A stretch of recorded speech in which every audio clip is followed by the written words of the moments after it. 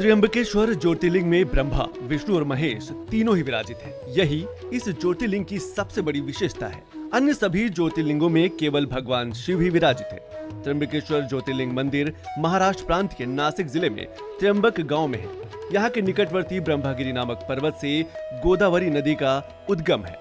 उत्तर भारत में पाप नाशनी गंगा का जो महत्व है, वही दक्षिण में पुण्य सलिला गोदावरी का है। गौतम ऋषि और गोदावरी के प्रार्थनानुसार भगवान शिव इस स्थान में वास करने की कृपा की और त्र्यंबकेश्वर नाम से विख्यात हुए। मंदिर के अंदर एक छोटे से गड्ढे में 3 छोटे छोटे लिंग हैं।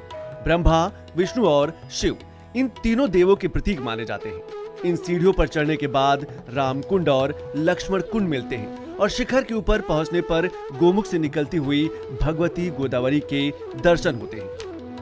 गोदावरी नदी के किनारे स्थित त्र्यंबकेश्वर मंदिर काले पत्थरों से बना है। मंदिर का स्थापत्य अद्भुत है। इस मंदिर के पंचक्रोशी में काल सर्प शांति, त्रिपंडी विधि और नारायण नागबली की पूजा संपन्न होती है, जिन्हें भक्तजन अलग अलग मुराद पूरी होने के लिए करवाते हैं। बृहस्पति की सिंह राशि में आने पर यहाँ बड़ा कुंभ मेला लगता है और श्रद्धालु जन गौतमी गंगा में स्नान कर तथा भगवान श्री त्र्यंबकेश्वर का दर्शन कर अपने को कृतकृत्य मानते हैं।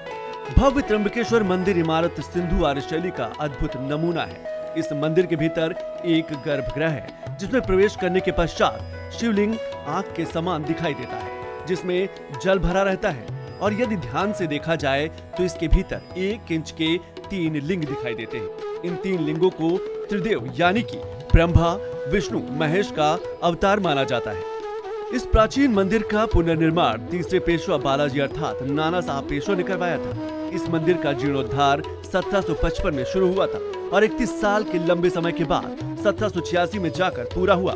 कहा जाता है कि इस भव्य मंदिर के निर्माण में करीब 16 लाख रुपए खर्च किए गए थे, जो उस समय काफी बड़ी रकम मानी जाती थी। तीनों नेत्र वाले शिव शंभू के यहाँ विराजमान होने के कारण इस जगह को त्र्यंबक यानी कि तीनों नेत्र वाले कहा जाने लगा। उज्जैन और ओंकारेश्वर की ही तरह त्र्यंबकेश्वर महाराज को इस गांव का राजा माना जाता है। इसीलिए हर सोमवार को त्र्यंबकेश्वर के राजा अपनी प्रजा का हाल जानने के लिए नगर भ्रमण के लिए निकलते हैं।